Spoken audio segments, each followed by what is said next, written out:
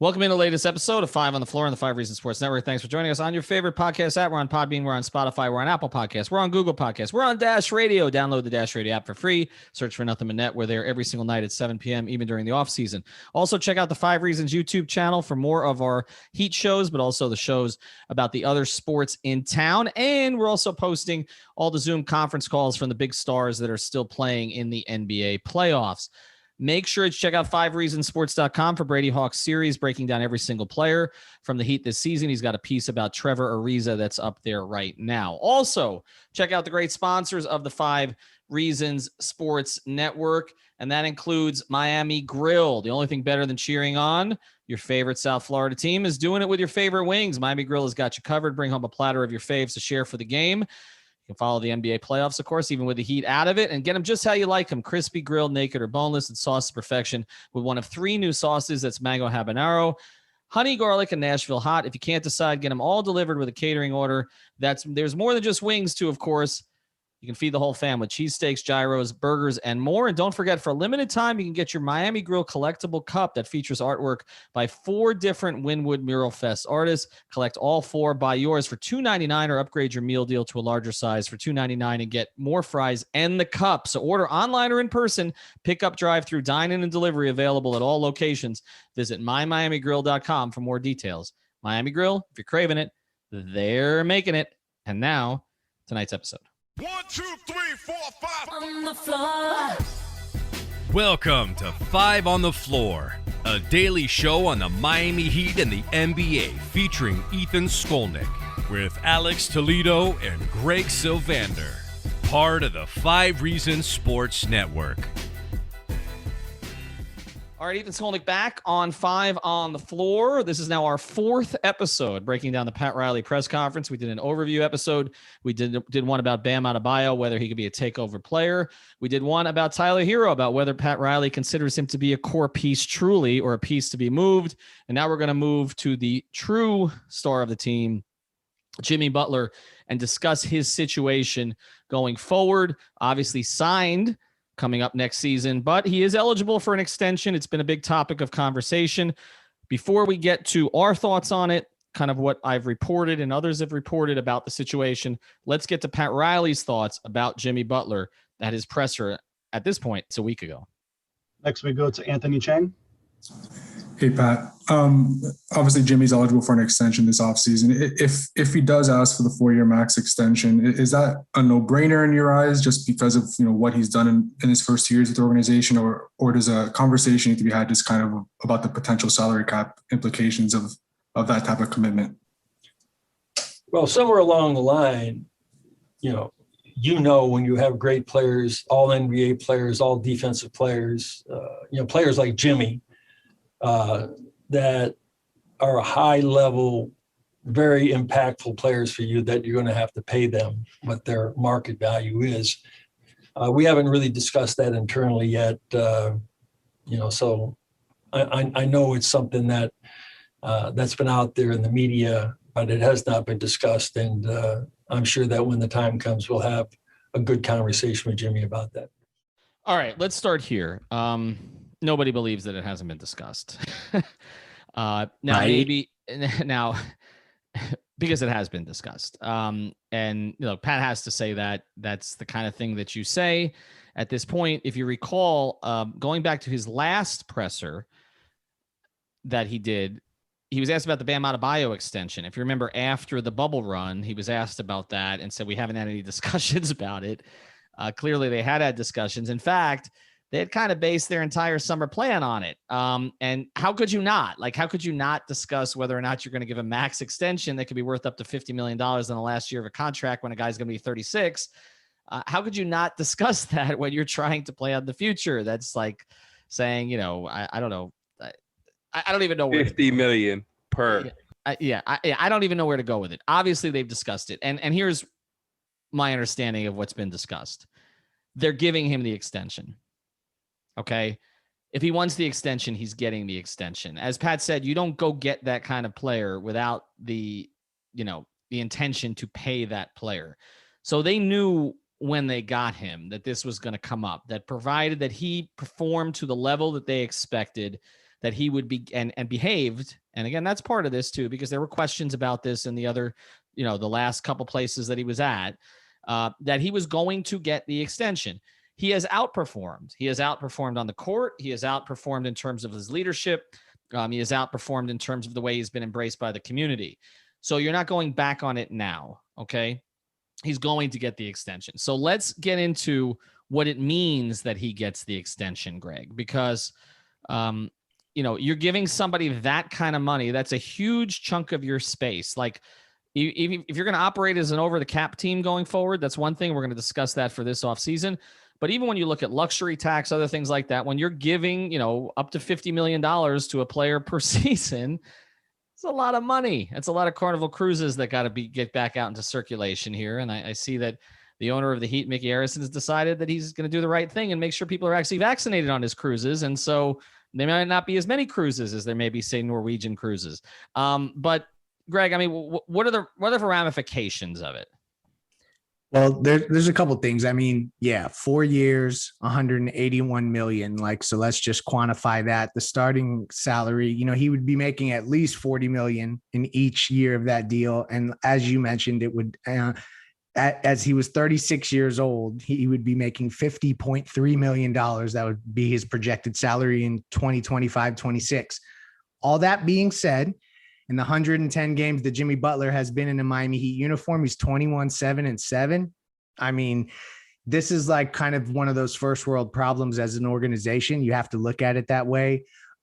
You have to remind yourself of the Hassan Whiteside, Dion Waiters days and kind of those peaks and valleys.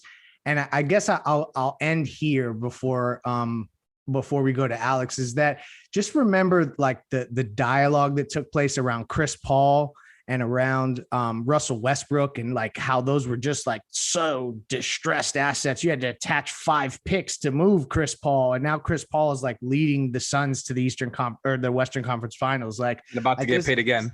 Correct. So I just think like there's an element of this. We have to remind ourselves that these guys are worth it.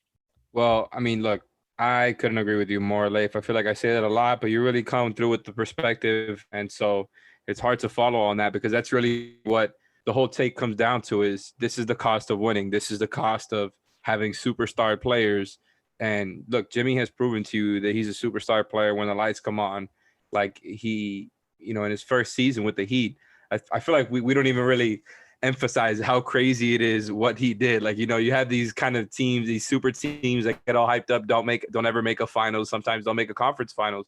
Did the Clippers ever make a conference finals in the West at any point? I don't think they ever have got past the second round. No, they got to the finals. Understanding the bubble is weird, blah, blah, blah, blah, blah. Like, they got to the finals in their first year with Jimmy Butler. He had never gotten past the conference semis before. And not even just to kind of bring it just down to that, but we saw how good he was in every single series, how important he was to them. And, this is just the price of Jimmy Butler. And look, the only thing that could scare people is if they really believe that what we saw from Jimmy against the Bucks is something that could happen again. I'm not really there yet. I just still tend to think that, the circumstances of having the shortest turnaround and him being gassed out from putting the team on his back all year, like, I just don't really think that he's going to be a guy who puts up 14, 15 points on under 30% shooting again. Like, I just don't believe that's who he is. So at the end of the day, this is the cost of Jimmy Butler. This is the cost of a winning core and a winning window. And I wonder if the perception of this has changed because of what's happened with a couple of older players over the past year that I think we as Heat observers and you guys as Heat fans were a little afraid to bring in because of how much they were going to be making in their mid to late 30s. Like, one example is a guy who's playing tonight, Chris Paul, that we all kind of looked at that contract 2 years ago and we're like, whoa, that's a horrible. I mean, the point is the rest of the league thought it was a horrible deal, which is why you had to give away assets with Chris Paul to get rid of him. And then he was a top 6 guy in the MVP conversation this year and has basically transformed 2 franchises in the past 2 seasons with OKC. And he was frankly too good for them. They needed to get worse. And then Phoenix and what that he's done since James Jones brought him in. And then to a lesser degree, but still to some degree, Russell Westbrook, who, we had conversations about the Heat potentially bringing him in and what he could add.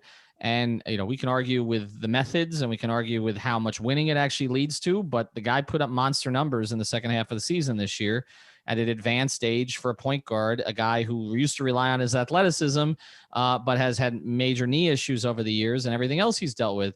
So I do think that should temper some of the concern here. I've also made the point many times about Jimmy that the minutes with him are overstated, that he has not had deep playoff runs except twice. Once, obviously, in the bubble, which was an odd circumstance, and then once when they played Cleveland with Chicago, when he was logging heavy minutes guarding LeBron in the series that David Blatt screwed up, and got away with it by calling a timeout he didn't have. Other than that, like, Jimmy has not logged. I mean, he's not logged LeBron playoff minutes. He's not logged, the type of minutes Tim Duncan used to log. He just, he's played a lot of minutes for Tibbs during like 65 game seasons because he wouldn't play the whole year. So, and then wouldn't play deep into the playoffs. So I think the minutes thing is overstated. I think the personality he off the best regular season of his career too. Correct. And I think the personality issue is a little overstated. Now, there are certain things you need to do when Jimmy Butler is one of your two best players that you may not have to do for other guys. You have to make sure that you are showing that you and the players that you're picking are committed to winning. I don't really see that as an issue for the Heat. No, it's perfect. Right. And then the other thing is you need a lot of shooters. That's the other thing. Okay. And so, that is more of the concern when you and we've talked about roster construction going forward, that if you're committing to Jimmy Butler for the next 4 years, he's not going to get better as a long range shooter. I don't believe at this stage. Okay. 65% of his points come in the restricted area. Correct. And he's never relied heavily on athleticism. So I think he'll be okay there.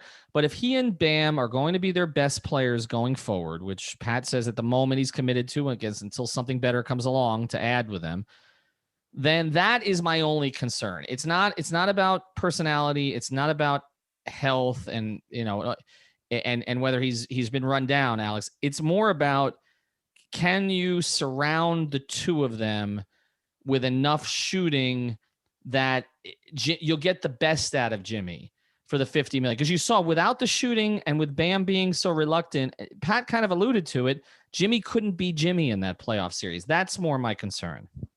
Yeah, and look, there's no doubt about it. Like, once you get to this point now where you've already extended Bam, and we talked about so many times, it doesn't start till this upcoming season, and you're not going to extend Jimmy at this gigantic number. You're putting yourself in a position where you have to build around this team properly and just be very deliberate with what you do this summer and going forward. And we're going to talk about guys, and we're not, obviously that's not what this podcast is for. There's going to be options out there for them to build. I think the way that this season ended, even though, like I said, we've gone through all the circumstances, we know that may not be exactly what they are. They may be a little bit better, but they're not as good as they thought they were. And I think, like, a lot of the holes have become that obvious where it's like you have to address multiple different holes, and you don't have, you have ways to do it, but they, like I said, they have to be very deliberate. And so they're now at this point where, if you swing and miss on some moves, it could get ugly. Yeah, and Greg, to that point, if you swing and miss on moves, then the other things become issues, right? Then maybe Jimmy isn't so happy. And I think they have to be careful not to box themselves into a corner. Like, you can't, if you make the wrong loud move, right? The wrong expensive move. That's why the Oladipo thing is instructive. That wasn't Jimmy's first choice. We know that. Okay. And I think to a certain degree, and I hope Vic can get himself right for his sake, but I do think, and I think you mentioned at the time, that this may have been the best case scenario for the Heat, because they may have made a big money mistake to Vic without the injury, right? Because he's kind of the guy that they were looking for when you talk about a skill set perspective. So the idea of Victor Oladipo ultimately was always going to be, that the allure of what he brings. So you're right. Like, they did kind of luck out in that scenario.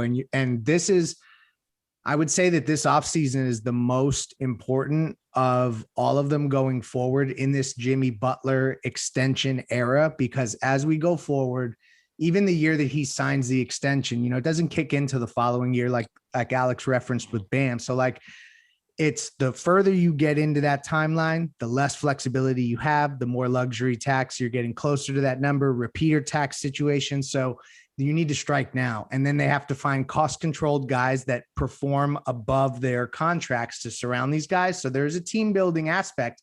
And to Ethan, back to your point, and I'll close here, is like, if Jimmy and Bam are going to be your two guys, you just can't afford to miss in a lot of other spots. And that's just, when you have KD headlining, it's different. Yeah, no doubt about it. All right, when we come back, I want to get into the idea of Jimmy Butler as a recruiter, because I do think that plays into this quite a bit. What kind of a recruiter is he? And is he, look, do players want to play with him? Because I think there's a specific kind of player that does, and there's a lot who may not, and that may affect them going forward. Before we do, though, I want to tell you about CPT of South Florida, which has been providing small and medium businesses with the technology they need for decades. They specialize in cloud-hosted phone systems and managed IT. If you own a small or medium business, you're looking to save money on your monthly phone and internet costs, you got to give TJ, that's our guy there, a call right now. He's been helping South Florida businesses save thousands per month. He can do the same for you with a cloud phone system. You can work from anywhere on any device. For a free in-person consultation, call TJ at 954-966-2766. That's 954-966-2766. If you call now, there's a promotion that includes 25% off cloud phone service, including free phones, and the first 2 months of service free. Deal with an owner, not a sales rep. Give TJ at CPT a call at 954-966-2766 or the website cpt-florida.com.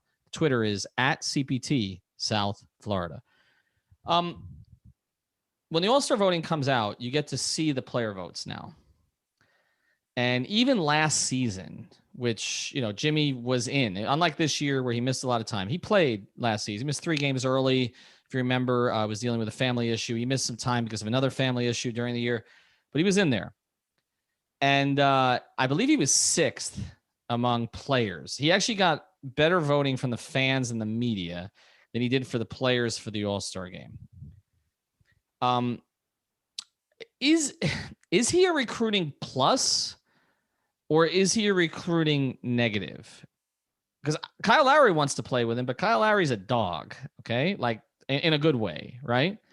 I think he's a recruiting plus for Miami because he's aligned with Miami's belief systems and the culture. I know everyone hates me saying that word, but so the Kawhis of the world, it's not a surprise when you hear that the Kyle Lowrys of the world are more closely aligned to Jimmy than the Karl Anthony Towns of the world. And there's no shot at him, but it's just that I don't know how that happens and what character traits are exactly tied to both guys. I'll let other people dissect that, but there's something to be said for that. There's a specific type of fit next to Jimmy from a personality perspective, and that does make this a trickier situation to build around a guy because you can't just go get anyone and put him next to him, but you couldn't just go and get anyone and put him next to Zoe either. So they've been with guys that have had similar approaches, we'll say, in the past. What do you think, Alex? I mean, is he going to scare some guys off? Is my question. I'm not sure about that part. I definitely can't speak for that. And I also can't speak for, what exactly are the personality traits that he likes in other players. But, Leif said it perfectly. Like, there's a certain type of guys, and I think a lot of it really just has to do with the friendships and relationships that he's made in the league. And he just kind of, I think, figures out pretty quickly whether or not he vibes with the guy. And I don't know Jimmy well enough to say that. I'm just saying that's just kind of like the vibe that I get from him. Not to sound so much like a Zoomer saying vibe over and over, but really it's he just has a certain way about him. And look, like you said, Kyle Lowry wants to play with Jimmy. We saw that. What were we gonna say? He's buddies with Kyrie. Like, I'm trying to go through and catalog who are the other guys that people associate with Jimmy. Like there's more than just who we there's named. a few, but there's not a ton. And then there's others that he's got weird grievances with. Like he doesn't have a personality issue with CJ McCollum, but I was told that basically, some announcer said that CJ was better than him once. And so he's taken it like as a personal vendetta to destroy CJ every time they play against each other. I mean, TJ Warren thing was weird, right? Like I saw somebody pitch a trade idea that would get Warren and Brogdon to the Heat. And the very first thing that I thought of was, well, you can't do that. Like that's, I mean, look, Jay Crowder had issues with Jimmy that were kind of documented. Jay talked about them a little bit with us. So, I mean, I think that they can be patched, whatever they are with certain guys, as long as they'll prove they will work, right? You also like Drew, right? That's he true. loves Drew. Yeah, he loves. I mean, Drew. And Drew was sharing a similar sentiment before the series started. Listen, 10 years before 2006, if you said Shaquille O'Neal and Alonzo Mourning were going to be in the same locker room doing anything with next to each other. With Christian Laettner. Correct. Remember? Exactly. They had the top 3 picks from that draft. But those guys didn't vibe initially. All Shaq ever did was mock Laettner. Okay. Like, I mean, there were a lot of guys Shaq couldn't play with. I mean, David Robinson, for one. I mean, Shaq mocked a ton of people. But yeah, the Zoe Shaq thing, I mean, there was a lot of petty jealousy, mostly from Shaq to Zoe, which was weird. Shaq always punched down. Surprising. Yeah. He punched down a lot. And because he would get, anytime somebody challenged him in any way, he was petty, and he was petty with David Robinson more than anybody. But he respected like Yao Ming and Hakeem, and that was pretty much it. But yeah, I mean, I think that there is something to it. There are certain guys, like, the good thing is culturally, the Heat probably wouldn't want a lot of the guys that Jimmy wants also, right? But when we do other pods where we talk about kind of depressed assets like a Porzingis, or even the conversation about whether Karl Anthony Towns could be a target of Pat. Well, there's certain guys that just can't be targets of Pat because wasn't Harden cool with Jimmy too? Yes, they have a relationship too.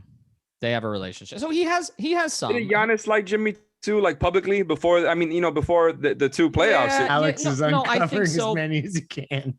No, but I think you're reaching with Giannis. So he drafted Jimmy and Bam to his All-Star team. So they're best friends. I think Bam is seen as the good cop, and that's in most of these scenarios. Great analogy. And they might have different. Okay, Alex, they may have different tastes otherwise. All right, but I do want to get to something here, and we're going to do it rapid fire. Before we do, I want to tell you about another great sponsor of the 5 Reasons Sports Network, our friends over at prizepicks.com. Use the code 5, play it during the playoffs. I'm running low. I'm going to have to deposit again. I've had a bad couple weeks, but you could do better than me. Use the code 5, F-I-V-E, get that bonus, play the flex play the power play, depending on how much you want to go into it. And look, you don't have to just, if you're an MLB guy, you can play that. You're an MLS guy, you can play that. You can do golf. Could have done horse racing last week too. Could have done MMA. They've got it all there on the app. But again, we're an NBA podcast here. So make sure you check it out. You can do it all the way through the playoffs. Sign up for prizepicks.com. Use that code 5. All right, let's answer this one quickly here. Will the Heat, I don't know if I should say will or can. Can the Heat win a championship with a $50 million Jimmy Butler as they're building out the rest of their roster? Can they do that? Greg or Alex, one of you. Yes, they can, because I really think that Bam is going to continue to improve, and his ascension is going to come at the perfect moment as Jimmy needs it most. And I also just have faith in the front office and the coaching staff. So to me, I feel like they can squeeze the most out of a Jimmy Butler. I feel very similarly. I pretty much trust the organization when it comes to them knowing and realizing what holes are there. I think some of the reported moves over the past few months have kind of pointed to that. And, some of the stuff that was said by Pat there, I just think we all kind of know that there's going to be a shakeup coming. They're going to, this roster, I think, if I had to bet, is going to be a pretty good upgrade on what they've had. And again, we just saw them get to the finals a few months ago. So I think if you add a couple of guys, you give them a little bit more talent that fits around them, some winning players there, and just kind of balance out the roster there. They have the best coach in the league. We saw Jimmy and Bam step up their games in the past. They still have we're expecting them to re-sign, maybe the greatest non-Steph, non-Dame Lillard shooter in the league. So I just feel like they have a pretty good, foundation to add some talent here and really get better. And from there, just be really competitive. Like, it's not that I will put them as favorites over the Nets or the Bucks or anything like that, but you know, you want to be competitive and you want to be right there with them. And I think that's what they're going to try to do. They're going to try to hope that, you know, they're going to strike when the iron's hot. Like, you never know what's going to happen with injuries. They're going to try to put themselves in the best position to compete. And so I do think they have what it takes to win the title in Jimmy's window. I will say this. It's going to take more than Bam. Like, I understand what you're saying, Greg. Like, Bam has to continue to ascend. But for it to happen, they have to figure out a way to bring in a third star. And that is challenging when you're paying somebody $50 million, and Bam's extension. Obviously, there will be another extension probably by the time we get to that stage, right? So yeah, they're gonna. I mean, we don't know they're gonna have a shot, but it's no slam dunk. You're right, Ethan. I mean, they're gonna need to find, and we know it's probably not going to come through the draft, based on where this team is in terms of draft assets and their desire to stay competitive and not kind of bottom out. And look, they can't bottom out with Jimmy like that. You don't want to bottom out with Jimmy Butler. Like when I did the show Inside the Paint with Ira, he said one of the most dangerous things in the league is to have an unhappy Jimmy Butler on your roster. You don't want to have that. Okay. So I think he's going to stay committed to the game. He's a constant underdog story. And he still perceives himself that way. And so I do think you're going to get effort from him towards the end of the contract, but you're also going to get probably some missed time. And so you're going to need other guys to fill it. So they're going to have to find, whether that guy is a Dame or a facsimile or some Bradley Beal, it's going to have to be somebody else. It's not going to be enough just for Bam to ascend. You think the player needs to be better than Jimmy or Bam? By the end of Jimmy's contract, he needs to be better than Jimmy. Jimmy cannot. I don't think you can expect a 35 or 36-year-old Jimmy Butler to be one of the two best players on a championship team. Understood. I think he could be your third best player. I think he can be an elite high-level role player at age 36. But I don't know that he can be a leading man. I just think now he's proven people wrong his whole life. He was not supposed to make it out of his childhood. Okay. And he certainly wasn't recruited. He was drafted 30th behind Norris Cole. He's done it, but I'm just saying, I just don't think by that stage, if we're looking 4 years ahead, I think it's asking a bit much to expect him to be one of the two best players on the championship team, because I'll say this, guys like Luka, some of the guys we're seeing around the league now that are emerging, the Donovan Mitchells, how can you pay Kyle Lowry? Like, how can that be the move? How can you sell Jimmy, Lowry, and Bam as the three guys? But that's that's for now, though. Kyle, you would think the most you're going to give Kyle is 2 years. So we're talking about the end of the Jimmy deal. It's who's the replacement for Kyle Lowry if it's Kyle Lowry. It's got to be somebody really good. All right, check out our sponsors, CPT. Florida.com, Miami Grill, and prizepicks.com. Use that code 5 FIVE. Thank you for listening to the 5 on the Floor on the 5 Regional Sports Network.